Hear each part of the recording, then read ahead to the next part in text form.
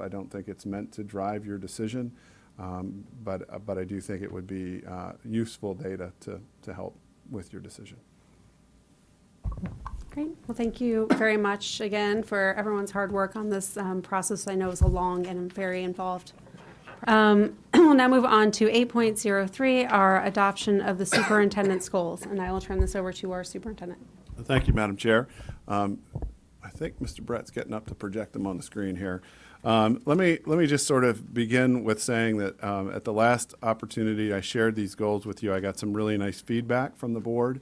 And I think that I've been able to subsequently modify those goals to make them smarter, to make them more strategic, more measurable, attainable, results-oriented, and time-bound. And I just want to talk through them really quickly. I don't want to go through all the action steps because you can read them yourselves, but the first is about IB.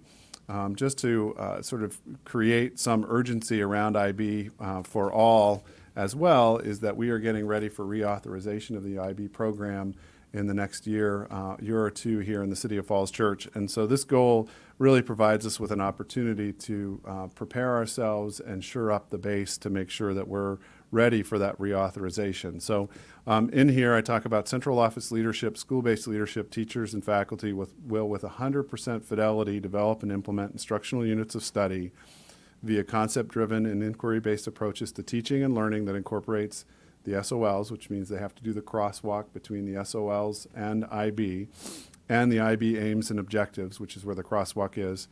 And this is where I think it's important for all courses. So whether it's an IB course or not an IB course, we would still be using the SOLs and the IB aims and objectives along with those approaches to teaching and learning to teach those courses. So as measured by review of IB planners by the IB coordinator, school leadership, and the chief academic officer. In this goal, when we talk about IB for all, let me just be super clear again. I've tried to sort of make this statement a few times. All of our students, at least K through 10, are receiving the International Baccalaureate Program, either through PYP, MYP, either through PYP or the MYP program. What I'm suggesting is that students that go to middle school and high school that have choice in courses, whether it's a general ed course or they take diploma program courses, that either of those courses still approach the work through the IB lens. So if you teach a standard English course, the expectation is that you still use inquiry-based approaches to teaching and learning, and that you're using that learner profile to drive your work. And so this begins to get at how are we working with all of our teachers across the system to teach through that IB lens. The second goal is around climate and culture, and this one is not a goal, it's 3.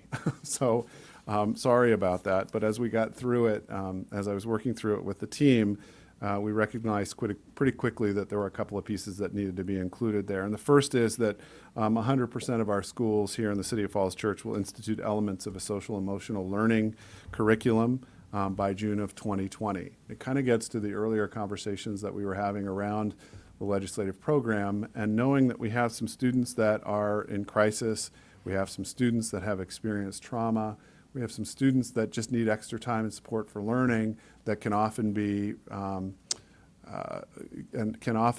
navigated through the work of a social emotional process, working with a school counselor, working with a school psychologist, or working with a school social worker.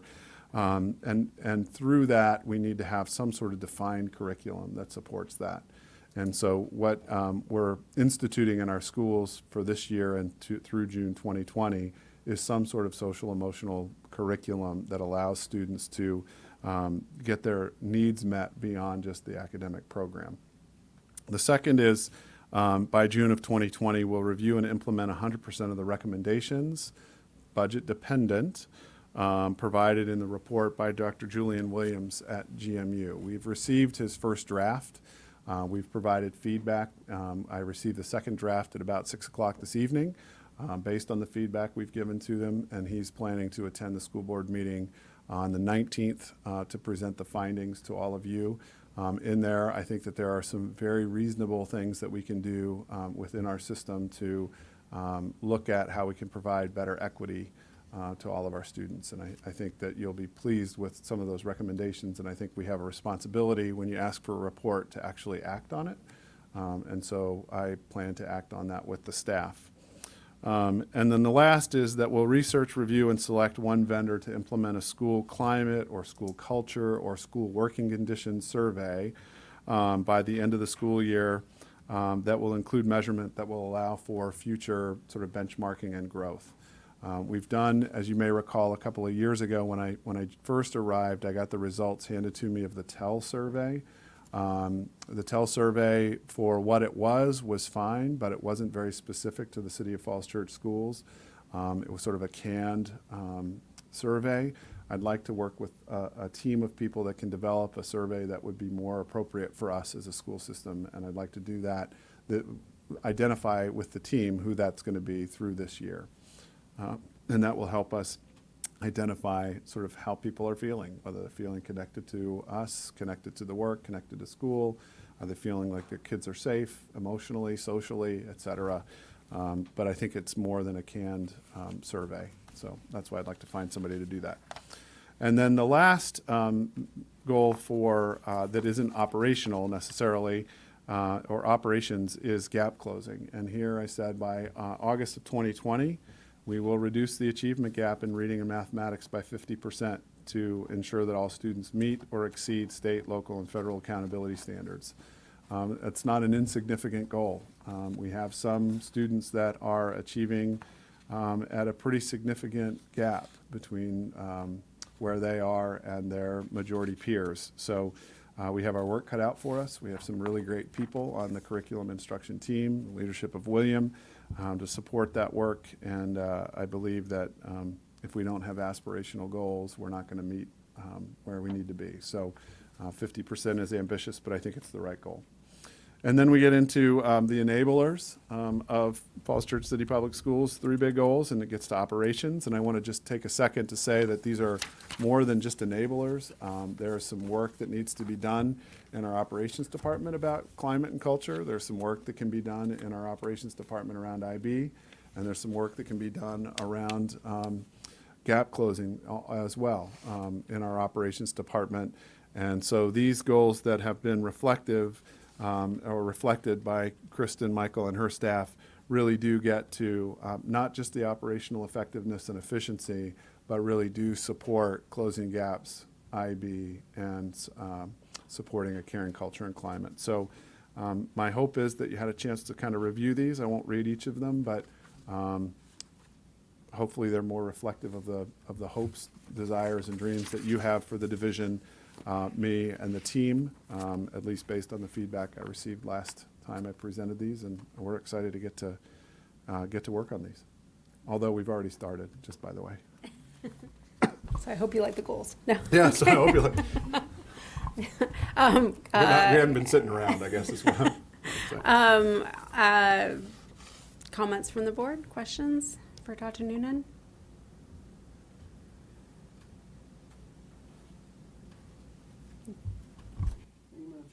Just with respect to your climate, culture and climate benchmark survey, who would be included in that survey? Is that, it could get very big very quickly, or it could be bounded? Yeah, I think those are questions that I'd like to talk through with whomever we select. But I would like to get either a representative sample or a full sample. I think we'll have to figure out and navigate and negotiate what the best piece is of our whole system. And when I think about our system, I think our system is our parents, is our students, is our teachers, and is in some ways our community as well. So I don't know how to navigate that universe of who's involved yet. So I'd like to talk with some folks that do this work professionally. I don't know if that's responsive to your question, but. Okay. I think you're good. Craig. Thanks, Madam Chair.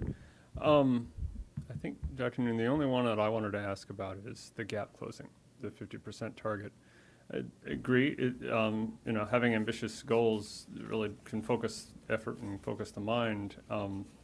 I guess my question is, do you think you have what you need to go ahead and go in that direction? Is there something that we need to be thinking about that we don't yet have in our hands, as opposed to redirecting resources that already exist, that kind of thing? I appreciate that question very much. I do think you're going to see some budget requests this year that will align to a gap closing measure that I don't think we have in place.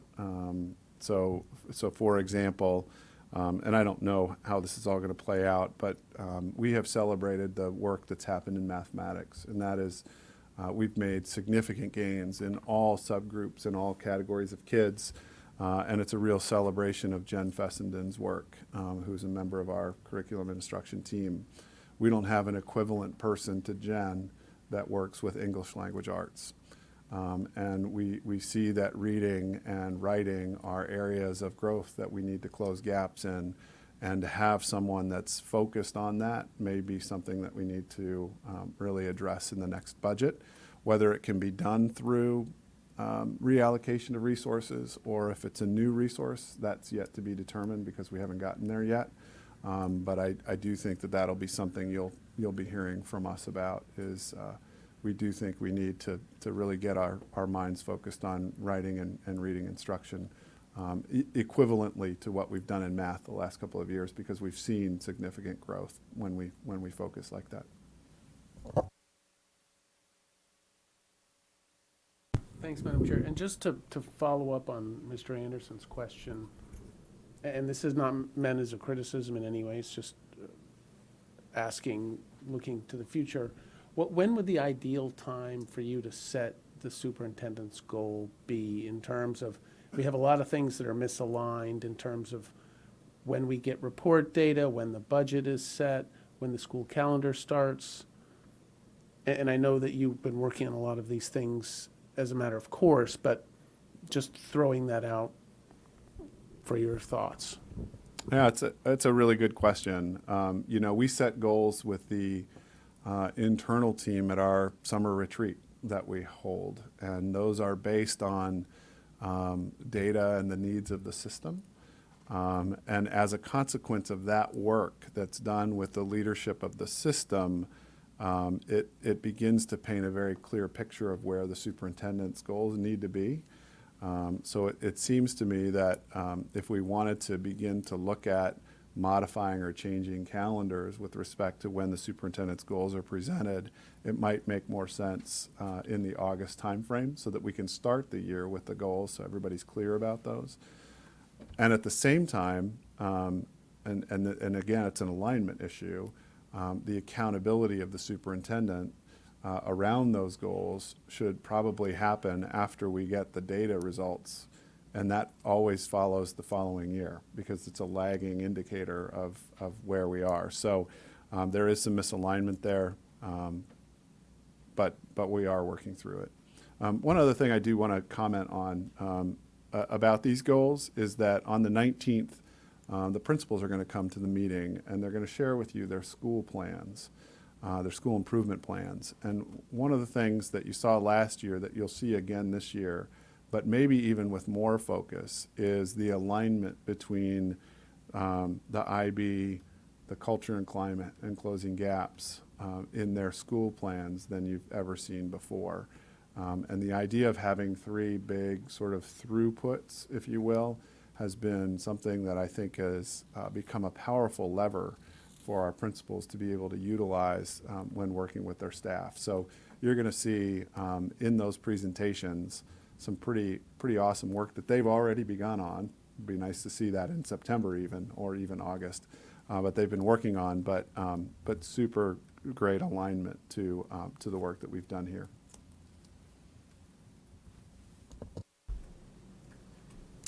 If there is nothing else, I would ask for a motion that the board adopt the superintendent's goals as presented. Madam Chair, I move the school board adopt the superintendent's division-wide goals as presented. Thank you, Mr. Webb. Second? Second. Thank you, Mr. Castillo. All those in favor? Aye. Opposed or abstained? All right, well, thank you, Dr. Noonan, for your hard work. and all the work you've already done on those goals. Next will be on 8.04, our verified enrollment from Weldon Cooper, and I'll turn that over to Ms. Michael.